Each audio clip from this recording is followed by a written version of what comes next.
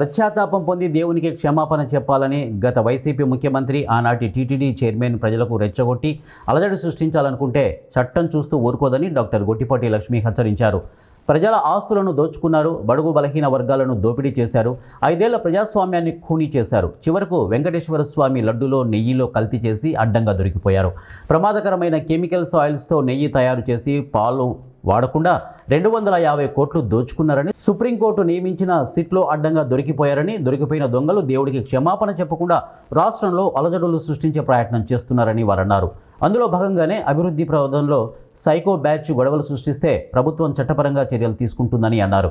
నియోజకవర్గంలో అభివృద్ధి ఎజెండాగా ముందుకు వెళ్తున్నామని వారు తెలియజేశారు.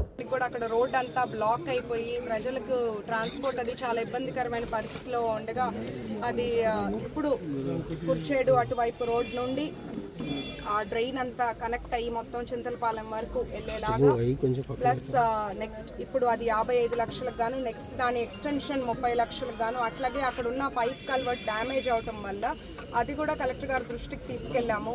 నెక్స్ట్ ఫండ్లో అది స్లాబ్ కల్వర్ట్గా మార్చేలాగా మన కూటమి ప్రభుత్వం అధికారంలోకి వచ్చినప్పటి నుంచి చూస్తే అభివృద్ధి అనే ఎజెండాతో ముందుకెళ్తున్నాము.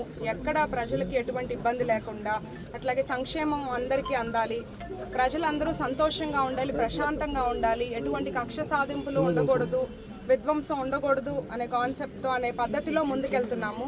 అలాగే ఇవాళ ఎంఈఓ బిల్డింగ్ శంకుస్థాపన చేసుకోవడం జరిగింది 53 లక్షల రూపాయలతో ఎంఈఓ ఆఫీస్కి. నెక్స్ట్ 8వ వార్డులో సీసీ రోడ్స్ అట్లాగే డ్రైన్స్ 15 lakhsతో శంకుస్థాపన చేసుకుంటూ వెళ్తున్నాము.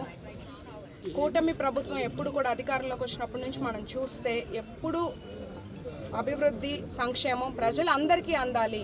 పార్టీలు అనేది అది ఎలక్షన్స్ వరకే, బట్ ప్రజలందరూ సంతోషంగా ఉండాలి, ప్రశాంతంగా ఉండాలి అనే ఆలోచనతో చంద్రబాబు నాయుడు గారు, పవన్ కళ్యాణ్ గారు, మన లోకేష్ అన్న ముందుకెళ్తున్నారు. వైసీపీ చూస్తే గత 5 ఏళ్ళలో ఒక విధ్వంసం, రాష్ట్రాన్ని చిన్నాభిన్నం చేశారు. ఇప్పుడు వాళ్ళు చేసిన నిజాలు బయటపడుతుంటే అవి కూడా తట్టుకోలేక ఇంకా గొడవలు సృష్టించడానికి చూస్తున్నారు. మేము ఇవన్నీ పట్టించుకోము. ప్రజలకి ప్రతి ఒక్క నిజం తెలుసు.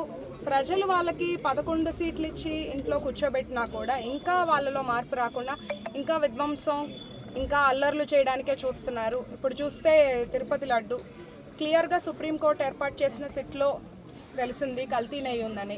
అంటే ఏదో నాసిరకం పదార్థమే కాదు, ఒక కలియుగ దైవం వెంకటేశ్వర స్వామి సన్నిధిలో, ఎంతో పవిత్రమైన దేవుడి సన్నిధిలో ఒక అపవిత్రమైన మూలిక సరుకులు, ముడి సరుకులు, కెమికల్స్ అంటే జంతువు కొవ్వు నుండి వచ్చిన మోనోగ్లిజరైడ్స్ కానీ, beta carotene, acetic acid ester, palm oil ఇవన్నీ ఉన్నట్టు క్లియర్గా తేలింది. అంటే ఒక చుక్క పాలు లేకుండా ఒక పదార్థం తయారు చేసి, ఇదేంటంటే ఒక ఏదైనా చేయొచ్చు మనం అధికారం అడ్డం పెట్టుకొని అని ప్రజల జోలికి వెళ్ళారు, మహిళల జోలికి వెళ్ళారు,